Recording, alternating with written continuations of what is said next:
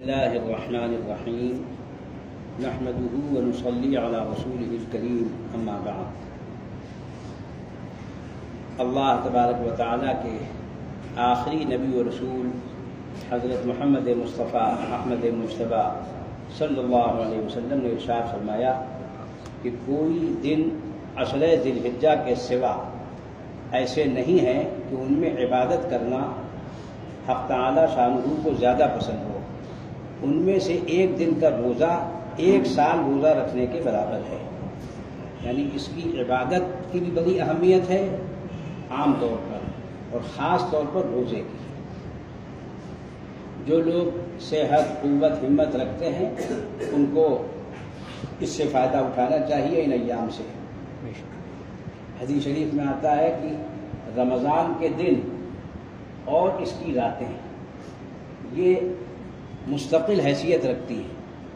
بعض روایات میں آتا ہے کہ تمام مہینوں میں افضل ایک اعتبار سے رمضان المبارک ہے اور دوسرے اعتبار سے یہ اس کی جو 10 راتیں ہیں وَاللَّيَالٍ عَشْرٍ سورہ فجر میں بیان فرمایا گیا ہے. اللہ تبارک و تعالیٰ نے 10 راتوں کی قسم کھائی ہے. تو حضرت عبداللہ بن مسعود رضی اللہ عنہما فرماتے ہیں کہ اس سے یہی 10 راتیں مراد ہیں.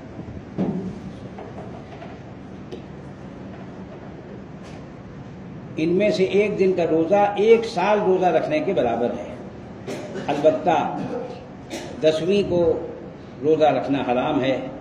بس یہ فضیلت شروع کے 9 دنوں کے لیے ہے, یکم ذی الحجہ سے 9 ذی الحجہ تک. اور خاص طور پر جو ایک روزہ عرفے کا ہوتا ہے 9ویں ذی الحجہ کا, اس کے بارے میں آتا ہے کہ ایک سال گزشتہ اور ایک سال آئندہ کے گناہوں کا کفارہ ہو جاتا ہے. بہت بڑی فضیلت ہے. ہمارے بزرگوں نے خاص طور پر رمضان کے علاوہ جن روزوں کا اہتمام فرمایا ہے ان میں شوال کے 6 روزے اور یہ 9 روزے, ورنہ کم از کم عرفے کا 9ویں ذی الحجہ کا روزہ, اور محرم کے 2 روزے 9ویں اور 10ویں یا 10ویں اور 11ویں کا.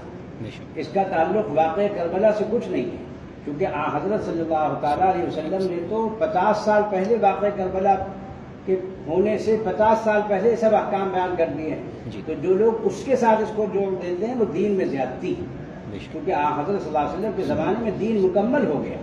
جتنے احکام تھے یہ کام کرنا یہ نہیں کرنا ہے, اس کا تعلق بعد کے واقعات سے نہیں جوڑنا چاہیے. وہ دین میں اضافہ ہوتا ہے. بڑی خطرناک بات ہے, لوگ اس کو معمولی بات سمجھتے ہیں.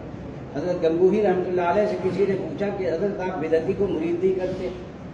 فرمایا کہ بدعتی اگر بدعت سے توبہ کرے میں مرید کر سکتا ہوں, لیکن بدعتی جب بدعت سے توبہ نہیں کرتا ہے تو مرتے دم تک غیر دین کو دین سمجھتا رہتا ہے.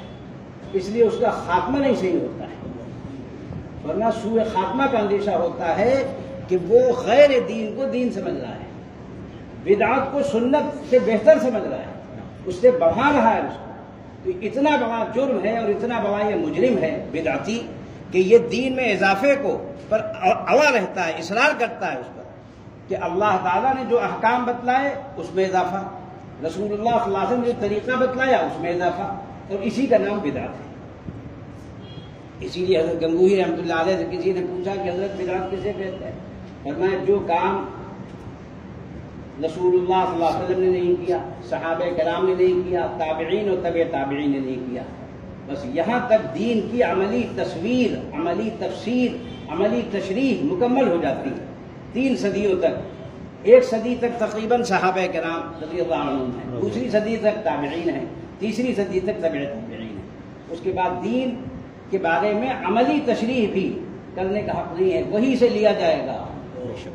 اس لیے یہ کہنا کہ صاحب یہ کام فاضل بریلوی نے بتایا نہیں, یہ کام علماء دیوبند نے بتایا نہیں, یہ کام مولانا الیاس صاحب نے بتایا نہیں, یہ بات مولانا حسین احمد صاحب نے بتائی نہیں. اس کو دیکھا جائے گا کہ ان کی بات اس کے مطابق ہے ٹھیک.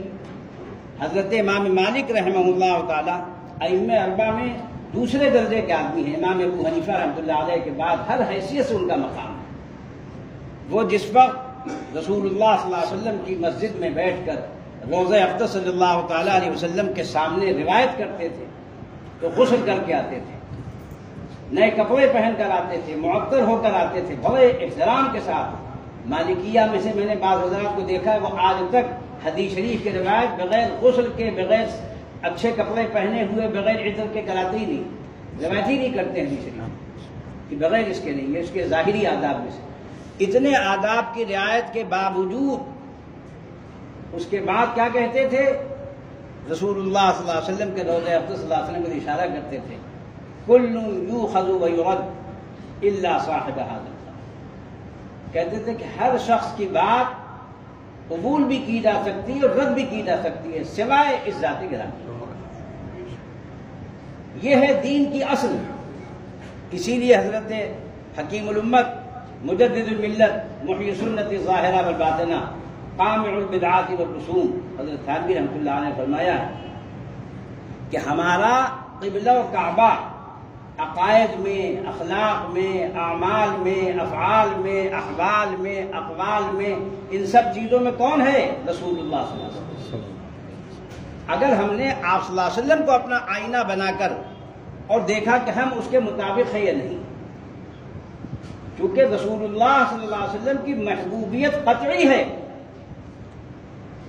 جو شخص اللہ کا محبوب بننا چاہتا ہو، رسول اللہ صلی اللہ علیہ وسلم کو کیا فرمایا گیا کہ آپ فرما دیجئے قل ان کنتم تحبون اللہ فاتبعونی یحببکم اللہ ویغفر لکم ذنوبکم واللہ غفور رحیم۔ کہ اللہ تبارک و تعالیٰ نے محبوبیت کا اصول، اس کا طریقہ بہت مختصر 2 لفظی بتلایا ہے کہ اگر یہ اللہ کی محبت کا دعویٰ کرتے ہیں اور اللہ تعالیٰ کی کہ واقعی یہ محب ہیں اور اللہ کے محبوب بننا چاہتے ہیں، تو اس کے لیے کیا کرنا ہے؟ ان کو ان سے فرمائیے صرف ایک لفظ فرمایا، فاتبعونی، میرا اتباع۔ کس کا؟ رسول اللہ صلی اللہ علیہ وسلم کا، ہمارے ابا کا نہیں، ہمارے دادا کا نہیں، ہمارے نانا کا نہیں۔ ہو کیا رہا ہے؟ دین پر عمل نئی نسل کے لیے کیوں مشکل ہو گیا ہے؟ وہ دیکھتا ہے سب سے پہلے دادیال کی طرف، پھر دیکھتا ہے نانیال کی طرف، پھر دیکھتا ہے سسرال کی طرف، پھر دیکھتا ہے سمدھیانے کی طرف، اسی میں بڈھا ہو جاتا ہے اور عقل بھی اس کی خبت ہو جاتی ہے۔ اب وہ کیا کرے؟ کہتے ہیں صاحب جس پر ہم نے دادیال کو دیکھا، جس پر نانیال کو دیکھا، جس پر سسرال کو دیکھا، جس پر سمدھیانے کو دیکھا، اسی میں وہ بچپن، جوانی، ادھیری اور بڑھاپا گزار دیتا ہے۔ نقصان کیا ہوتا ہے؟ شریعت کے احکام اور رسول اللہ صلی اللہ علیہ وسلم کی سنت پر عمل کی نوبت ہی نہیں آتی، کیونکہ اس نے دیکھا ہی نہیں شریعت کے احکام کو، سنت کے عمل کو اپنے گھر پر دیکھا نہیں۔ میں بھول نہ جاؤں بیچ میں، کیونکہ مجھے جب کوئی بات یاد آ جاتی میں اسی وقت کہہ دیتا ہوں، اس کا نتیجہ یہ ہوتا ہے بعد میں وہ بات ادھوری میں رہ جاتی ہے۔ لیکن جو ضروری بات ہے وہ آج کل علماء سے پوچھنا، بزرگوں سے پوچھنا تو لوگوں نے چھوڑ دیا ہے۔ ہر چیز میں سب سے بڑا مفتی اعظم کیا آ گیا ہے؟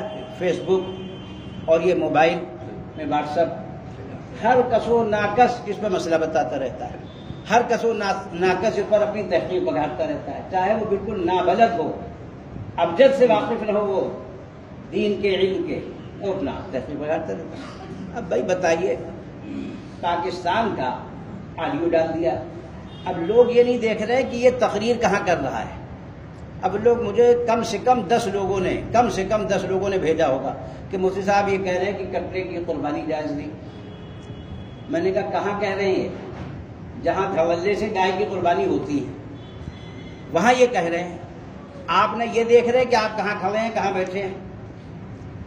آپ کو اس سے کوئی بحث ہی نہیں کہ بھئی کون آدمی کہاں کیا بات کہہ رہا ہے۔ آپ نے اس کو پھٹ سے بٹن دبایا، بھیج دیا آگے۔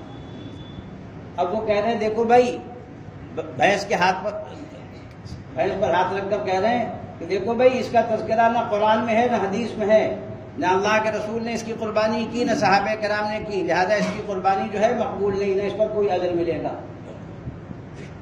اب وہ بیچارہ وہ بھینس بیچنے والا ان پڑھ، وہ اس کی شکل دیکھ رہا ہے کہ میں تو ہر سال ہاتھ میں لاتا ہوں، یہ پتہ نہیں کہاں سے مسئلہ بتا رہا ہے ہم کو۔ تو وہ بیٹا سمون بکمن امین کھڑا ہوا اس کے سامنے کہ کیا کہیں اس سے، ہم کیا کریں۔ وہ تو بیچارہ خاموش ہے اپنی ناواقفیت کی وجہ سے، لیکن دوسرے لوگ جو ہے اس کی بات نشر کر رہے ہیں محفوظ کر کے۔ تو مجھ کو لوگوں نے بھیجا، میں نے کہا بھائی دیکھیے حضرت تھانوی رحمۃ اللہ علیہ کیونکہ حکیم تھے تو حضرت نے ان کی تشخیص کر دی ہے ایک طبقے کی، کہ ایک طبقہ جو ہے اس کو میں یہ تو نہیں کہتا ہوں کہ بالکل بددین ہے، بے دین ہے یا بے علم ہے، مگر بے فہم و بد فہم ہے۔ اور یہ عجیب تحقیق حضرت کی، بہت عجیب تشخیص۔ فرمایا یہ طبقہ نہ تو بے دین ہوتا ہے نہ بے علم ہوتا ہے، کیا ہوتا ہے؟ بے فہم و بد فہم ہوتا ہے۔ بے وقوف کو سمجھانا، ناسمجھ کو سمجھانا سب سے مشکل کام ہوتا ہے۔ وہ ساری تقریر آپ کے سننے کے بعد پھر اپنی کہہ دیتا ہے، تو آدمی سوچتا میں نے بلا وجہ اس کے سامنے اتنی لمبی چوڑی تقریر کی ہے۔ تو ایک طبقہ ہے مستقل ایک عرصے سے۔ والد صاحب بتلایا کرتے تھے کہ سن 47 میں بھی ان لوگوں نے سوچا چھوڑا، جب گائے کی قربانی بند ہوئی سرکاری طور پر، تو انہوں نے فوراً کہا کہ نہیں صاحب اس کی بھینس ویس کی قربانی، کٹری کی قربانی نہیں ہو سکتی، جائز ہی نہیں، کیونکہ نہ قرآن میں ہے نہ حدیث میں ہے۔ تو والد صاحب فرمایا میں نے ایک مختصر سا اس وقت شائع کیا اشتہار الہ آباد میں، کیونکہ بھینس کی قربانی کے لیے پرمیشن لی گئی پہلی مرتبہ سن 47 میں، اور اس کے جواز کے لیے بات لکھی تاکہ عوام غلط فہمی سے نکلیں کہ قرآن پاک میں جن 8 جوڑوں کا تذکرہ ہے کہ یہ 8 جانور ہیں جن کی قربانی نر و مادہ کی جائز ہے، ان میں سے گائے بھی ہے اور دمبا بھی ہے۔ اب گائے اور دمبا دونوں کو ملا کر، نر و مادہ کو ملا کر، اس سے جو نسل تیار کی گئی اس کا نام ہے بھینس۔ عربی میں کہتے ہیں اس کو جاموس، فارسی میں کہتے ہیں گاؤ میش، یعنی گائے اور دمبا۔ اب ان دونوں کی نسل جب تیار ہو گئی تو دونوں کی اصل شریعت میں ثابت ہے، قرآن میں بھی ہے حدیث میں بھی ہے۔ تو جب اصل صحیح ہے تو اس کی فرع بھی صحیح ہے، یہ نہیں کہ اوپر اصل تو صحیح ہے نیچے صحیح نہیں، دونوں صحیح ہے، اصل بھی صحیح ہے نسل بھی صحیح ہے، فرق بھی صحیح ہے اس کی، دونوں کی قربانی جائز ہے۔ ایسے ہی ایک دوسرا مسئلہ بھی اس سلسلے میں ہمارے اساتذہ بیان کیا کرتے تھے، دارالفتہ میں سوال بھی آتا تھا، اب تو نہیں آتا، اب تو لوگ سب عادی ہو گئے، ہر چیز اللہ بلا سب کھا رہے ہیں، تو اس وقت سوال آتا تھا اب سے 40 سال پہلے میرے اساتذہ کے پاس سہارنپور میں، جرسی گائے کی قربانی جائز ہے یا نہیں، اس کا گوشت اور خون جائز، اس کا گوشت اور دودھ کھانا پینا جائز ہے یا نہیں؟ تو ہمارے اساتذہ لکھتے تھے کہ جرسی گائے بھی تیار ہوئی ہے 2 چیزوں سے، اس کا نر و مادہ الگ الگ ہے۔ اس کا نر تو ہے خنزیر اور مادہ ہے اس کی گائے، اور شریعت کی آسانی اور سہولت، اللہ کا فضل کہنا چاہیے، اس کی وجہ سے حلال ہے ورنہ حرام ہوتا۔ انسانوں میں اعتبار ہوتا ہے باپ کا نسل میں، اور جانوروں میں اعتبار ہوتا ہے ماں کا، کیونکہ جرسی گائے پیدا ہوتی گائے سے اور گائے کی شکل کی ہوتی ہے، اس لیے وہ حلال ہے۔ اگر اس کے برعکس ہوتا کہ بیل ہوتا نر اور خنزیر کی مادہ ہوتی ماں، تو یہ حرام ہوتا۔ اور یہاں حسن اتفاق سے گائے اور دمبا دونوں منصوص اور حلال جانوروں میں ہے، اور انہی کی ملائی ہوئی مرکب نسل، اسی کا نام ہے عربی میں جاموس، فارسی میں گاؤ میش اور اردو میں بھینس، تو یہ بھی جائز۔ لطیفہ بھی سن لیجئے،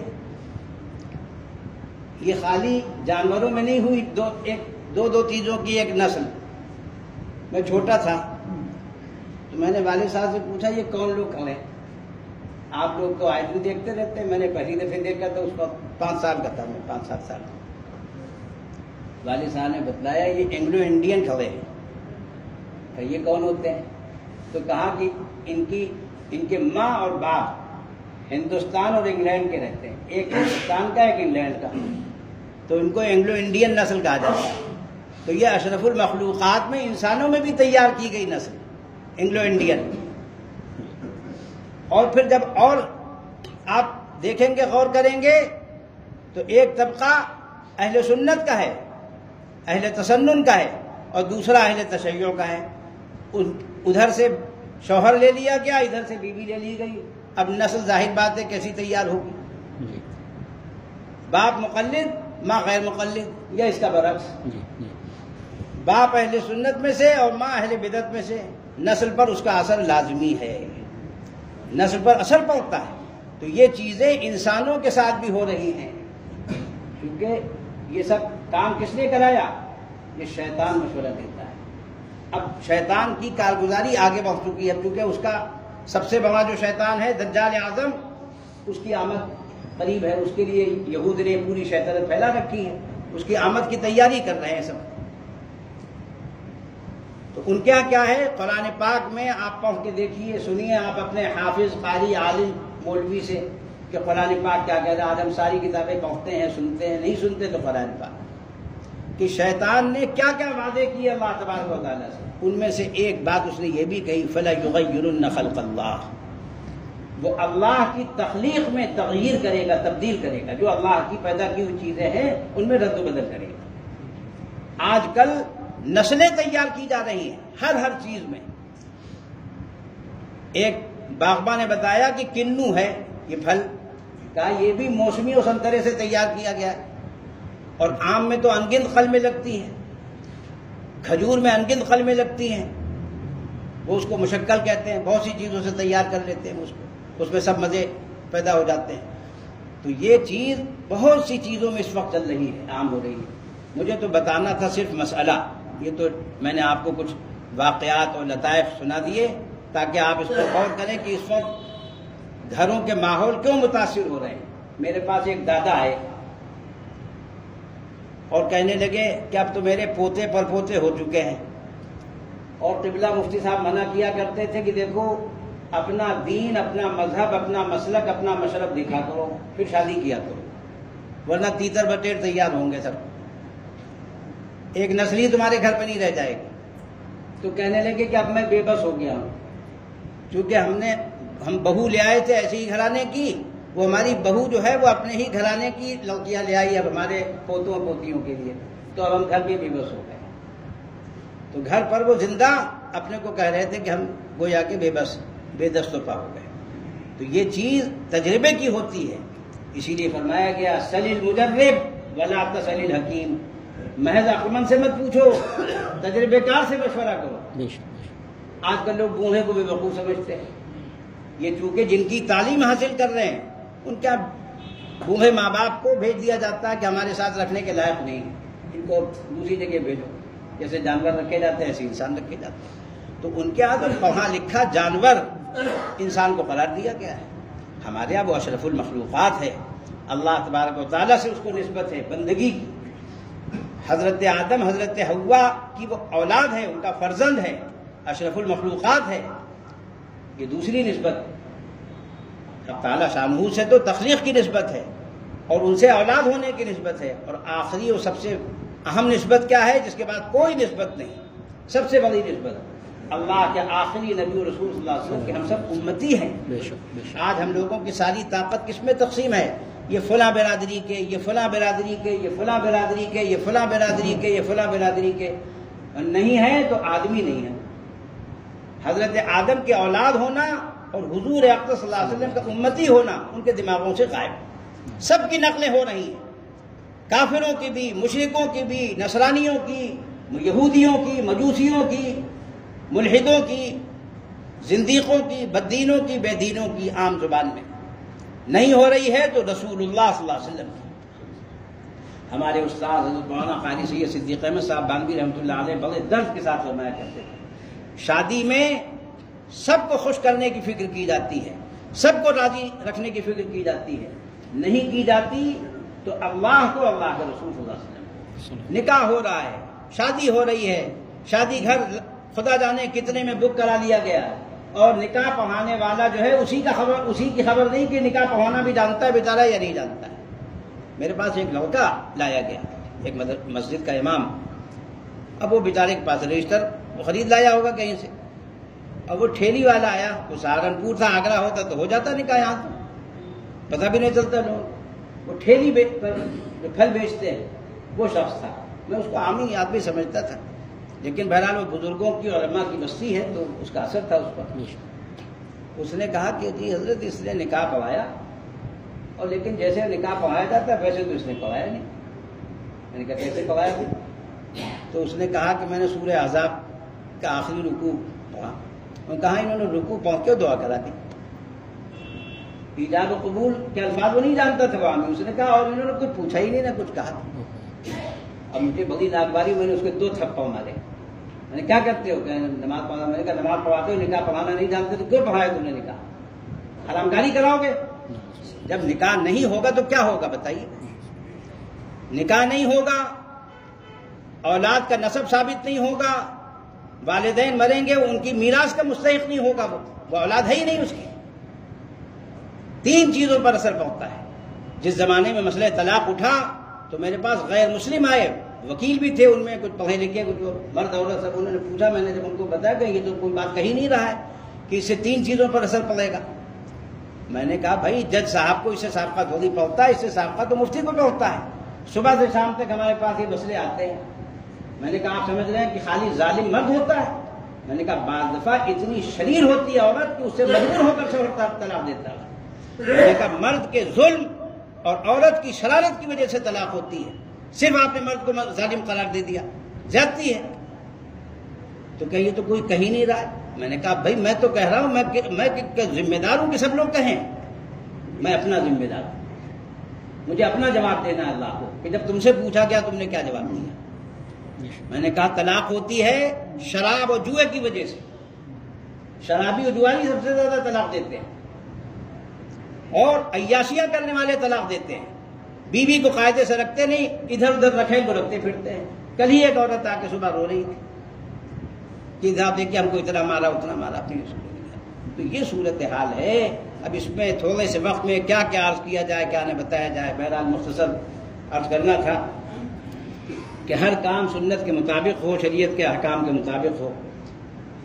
حضرت عبداللہ بن مسعود, ایک تو اس میں ہر عبادت کا ثواب بڑھاتا ہے, بڑی فضیلت کے ایام ہیں اور بڑی فضیلت کے راتیں ہیں, اور خاص طور پر روزہ نمی تک, ورنہ کم سے کم نمی کا روزہ. اس کے بعد دوسری چیز ہے اہم, تکبیرات کی کثرت. عام دنوں میں بھی اللہ اکبر کی تکبیر کی کثرت رکھنی چاہیے.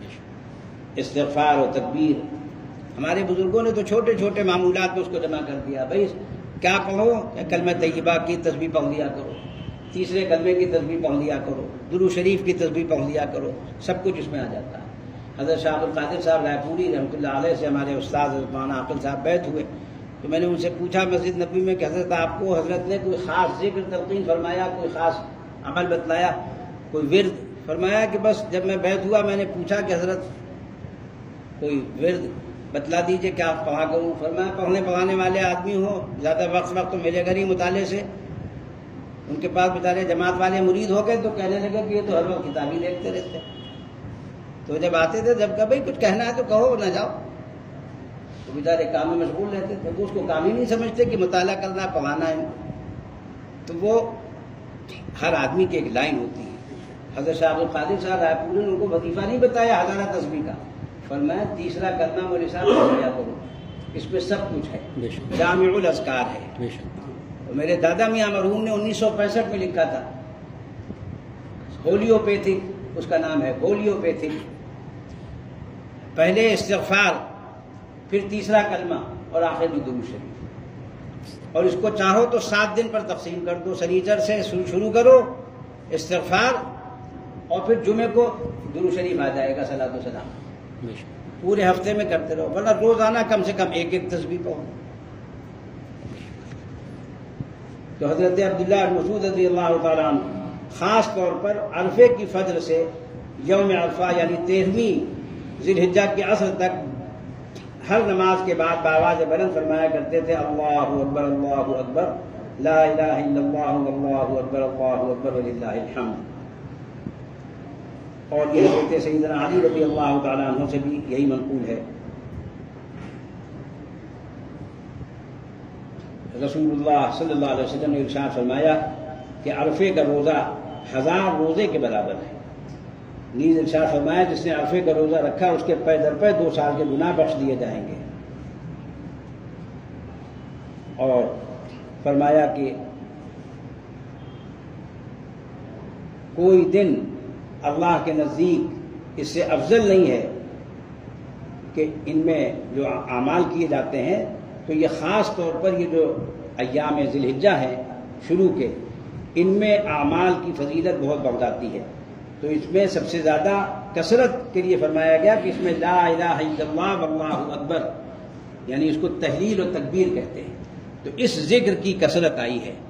اس کو یہ نہ سمجھنا چاہیے کہ صاحب یہ اہل حدیث کا مسلک ہے، یہ اہل حدیث کا نہیں، یہ خالص سنت کا مسلک ہے. سنت سے ثابت ہے کہ ان ایام میں لا الہ الا اللہ واللہ اکبر کی کثرت رکھنی چاہیے. نماز کی قید نہیں ہے، وہ نماز کی قید ہے کہ نمی کی فجر سے اور 13ویں کی عصر تک. نیز در منصور میں متعدد سندوں سے روایت ہے کہ حضور اقدس صلی اللہ علیہ وسلم نے ارشاد فرمایا کہ اس آیت میں ولیال عشر 10 راتوں کی جو قسم کھائی گئی اس سے مراد عشر ذی الحجہ اور عیدین کی رات میں شب بیداری کی جو فضیلت آئی ہے کہ جس دن سارے دل مردہ ہو جائیں گے یعنی قیامت کی ہول سے، اس میں یہ دل زندہ رہیں گے جو عیدین کی راتوں میں شب بیداری کریں گے. اور کم سے کم درجہ کیا ہے شب بیداری کا کہ آدمی فضول اور لغو باتوں سے اور کاموں سے پرہیز رکھے اور عشاء کی نماز باجماعت پڑھ کر سو جائے اگر اس کو ہمت نہیں ہو، فجر کی نماز باجماعت پڑھ لے.